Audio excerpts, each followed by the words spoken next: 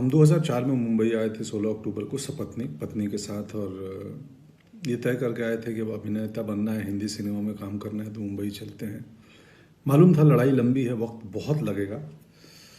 तो हमने तैयारी कर रखी थी पहले से। पत्नी को बोला था कि तुम बीएड कर लो ताकि शुरुआती में तुम कहीं टीचर की नौकरी कर लेना, और मुझे तो पता नहीं मेरा क्या होगा, कितना समय लगेगा। तो उतने दिन घर चलाने के लिए कोई तो एक कमाने वाला चाहिए, तो पत्नी ने बीएड कर लिया था और हम मुंबई आ गए। मुंबई आते हम शुरुआत के 2 महीने अपने दोस्त के घर पे रहे। भानु नाम है उसका, मेरा बैचमेट है भानु उदय। और हम अपने लिए घर खोजते रहे। फिर हमारे बजट के लिहाज से एक कांदीवली वेस्ट में एक छोटा सा घर मिल गया, जहां हम लोग आ गए, शिफ्ट हो गए। 2 महीने बाद फिर शुरू हुई बात नौकरी, पत्नी की नौकरी खोजनी है। तो क्लासिफाइड अखबारों में आते हैं ना, सो उसमें खोजते थे हम लोग टीचर्स की वैकेंसी कहाँ है, और पढ़ते थे। अब हमें करना उस इलाके में जहाँ हम रह रहे हैं, कांदीवली, मलाड, अंधेरी। अब टाउन में नहीं जा सकते या दूर, तो निकले नहीं, कहीं वैकेंसी मिलती नहीं थी। तो हमने बोला, बायोडाटा मेरी पत्नी बना के रखी थी, तो मैं बोला यार एक काम करो, तुम बायोडाटा बना ली हो तो जितने अंधेरी मलाड के स्कूल्स हैं ना हमारे आसपास, जहाँ हम चाहते हैं कन्वीनियंट है, वहाँ चल के हम बायोडाटा दे आते हैं। वो बोली ऐसे कैसे दे दोगे, वैकेंसी निकली नहीं है और कैसे ऐसे दे दोगे, कोलकाता से आई हैं तो वो दरबार जाने नहीं देंगे, या मतलब क्या कहेंगे लोग, वैकेंसी है नहीं, क्यों आए कौन। मैं बोले क्या हो जाएगा, क्या होगा, ज़्यादा से ज़्यादा ये तो नहीं बोलेंगे ना कि यू आर अंडर अरेस्ट, आप अंदर आए कैसे, चलिए जी आप गिरफ्तार होते हैं, अब चलिए थाने, तो चलते हैं ना। बोली तुम, मुझे नहीं मालूम, तुम अजीब आदमी हो। मैं बोला अरे प्रयास करने में क्या गया है, होगा होगा, नहीं होगा क्या कर लेंगे, पकड़ लेंगे, जान मार देंगे, चलो। तो गए हम लोग एक मलाड के गोरेगांव के स्कूल में, बड़े स्कूल में, और हमने दरवान पूछा क्या है, गार्डन ने बोला नहीं रिसेप्शन पे मिलना है, कुछ जानकारी लेनी है, यहाँ लिख दो। चले गए, मैं नहीं गया, वो गई थी, मैं बाहर खड़ा था। रिसेप्शन पे ये बोलना उसको मत बताना बायोडाटा, उसको बोलना कि मुझे रिसेप्शन से कुछ इन्फॉर्मेशन लेनी है। अंदर गई और उन्होंने बोला भाई एक बायोडाटा है, मैं टीचर की नौकरी खोज रही हूँ। तो रिसेप्शन पे जो महिला बैठी थी उन्होंने बोला हमारे पास वैकेंसी तो है नहीं, बट ठीक है आप आई हो तो दे दो, हम एडमिन तक पहुँचा देंगे, अगर उनकी ज़रूरत हुई तो आपको बुलाएंगे। कट्टू सिनेमा वालों की भाषा है कट्टू, मतलब इसके बाद मैं एक दूसरी कहानी पे आता हूँ। बायोडाटा दे दिया, उस महिला ने बोला कि एडमिन तक खबर दे दूंगी, ज़रूरत पड़ी कभी लगी तो बुला देंगे। आ गई, बोले चलो ठीक है, बस हमने अपना काम कर लिया। दूसरी कहानी मेरी क्या चल रही थी, मैं उस समय हार्ड कॉपी तस्वीरों का वक्त था, तब मेल नहीं आए थे कि हम मेल कर दें तस्वीरें, या ऑडिशन बाद का चीज़ है, पहले आपकी तस्वीर पसंद आनी चाहिए तब ऑडिशन के लिए बुलाते थे, और तब कास्टिंग डायरेक्टर्स भी नहीं आए थे। अभी जो बहुत सारी कंपनियां हैं, बहुत सारे लोग हैं करते हैं और अच्छा काम कर रहे हैं। तो हम जाके, उस वक्त कास्टिंग डायरेक्टर नहीं होते थे, तो डायरेक्टर का कोई एसोसिएट डायरेक्टर या असिस्टेंट या प्रोडक्शन के लोग भी कास्टिंग कर लेते थे। और तब कास्टिंग मतलब बहुत छोटे छोटे रोल्स में नए एक्टर को लिया जाता था, और जो भी एक सेट पैटर्न था, ये हीरो, ये हीरोइन, ये विलेन, वकील, इंस्पेक्टर भी सेट थे। तो 2004-5 की बात है ये। तो मैं जाता था दफ्तर में, दरवान रोक दे कहीं बड़ी कंपनी, किसी फिल्म ऑफिस में गया तो मैं बोलता था कि यार मेरे को, बोला किसने बुलाया है, मैं बुलाया नहीं, मेरे को ईश्वर जी भेजे हैं कि वो राहुल, रवि, जो भी नाम है उस एसोसिएट की, उनसे मिलना है, ईश्वर जी भेजे हैं। बोला अच्छा। वो फ़ोन करे कि भाई कोई आए हैं, पंकज नाम है, ईश्वर जी भेजे हैं। तो बोले अच्छा कौन, भेज दो, मिलता हूँ, देखता हूँ कौन। या अंदर पहुँच जाए, छोटा दफ्तर हो, रिसेप्शन तक पहुँच गए सीधे, तो फ्रंट डेस्क पे जो भी रिसेप्शन पे महिला बैठी हैं, जी हाँ क्या। मैं बोला वो एसोसिएट डायरेक्टर से मिलना है। तो किसने भेजा है आपको, कैसे आए हो, क्या है रेफरेंस।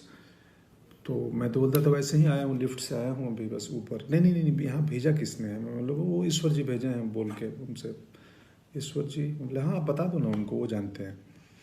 तो ईश्वर जी भेजे हैं, कोई पंकज आया है कास्टिंग वाला। बोले चलो आता। तो या तो कास्टिंग वाले निकल के आए या मुझे अंदर तक भेज दी जाए। मेरे पास कास्टिंग वाले आए, बोले हाँ जी बोलिए बताइए आप। तो मैं बोला जी मैं एक्टर हूँ और ये मेरी तस्वीर है, मुझे पता चला आप कास्टिंग कर रहे हो। तो बोला ये बट ये ईश्वर जी कौन, ईश्वर जी भेजे हैं वो प्रोडक्शन में या कुछ कॉस्ट्यूम या किस डिपार्टमेंट, कौन से ईश्वर जी। मैं हंस देता था, बोलता था वो ईश्वर जी जो उधर बैठे हैं, जो सबको भेजे हैं दुनिया में। तो कई लोग हंस देते थे, ये 2-4 बार ही हुआ, अक्सर नहीं हुआ ये किस्सा। कई लोग हंस देते थे और बोलते थे यार बढ़िया सेंस ऑफ ह्यूमर है या बढ़िया अप्रोच है तुम्हारा, लाओ तस्वीर दो, कहाँ से एक्टिंग सीखे हो, क्या किए हो। एक आध नाराज भी हो जाते थे। 2-4 बार किया था ये। मुझे मेरे दोस्त आज ही फ़ोन आया था दिन में, हेमंत का, तो उन्होंने बताया कि यार तुम, याद है तेरे को तो ईश्वर जी बोल के कहीं घुस जाते थे कि ईश्वर जी भेजे हैं। तो याद आया। और हम एक्टर्स को कैसे पता चलती थी कि कास्टिंग कहाँ हो रही है, एक इन्फिनिटी मॉल है अंधेरी में, वहाँ पे बहुत सारे एक्टर्स शाम को बैठते थे और वहाँ इन्फॉर्मेशन एक दूसरे को दी जाती थी। हम इतने वहाँ इकट्ठे होने लगे कि बाद में मॉल के जो सिक्योरिटी मैनेजमेंट, सिक्योरिटी वालों ने हमें खदेड़ दिया कि तुम लोग चले जाओ, यहाँ भीड़ नहीं चाहिए। उसमें पूरे हिंदुस्तान के गांव खेड़े से, छोटी जगहों से आए हुए हमारी तरह एक्टर्स थे, बहुत सारे बहुत सारे। बाद में सुजान सिंह चौक बन गया, वो भी एक एक्टर हैं सुजान जी। हम बहुत सारे दोस्त थे, अब नाम लूंगा तो 1000 नाम हो जाएंगे जो वहाँ बैठते थे। पत्नी की कहानी पे बायोडाटा दे के चली आई, एडमिन में जाएगा। दूसरे दिन कॉल आया कि जी आप आइए, एक इंटरव्यू के लिए प्रिंसिपल ने कॉल किया है। वो गई, इंटरव्यू दी, उनकी नौकरी हो गई, पढ़ाने लगी, हमारा दुकान चल गया।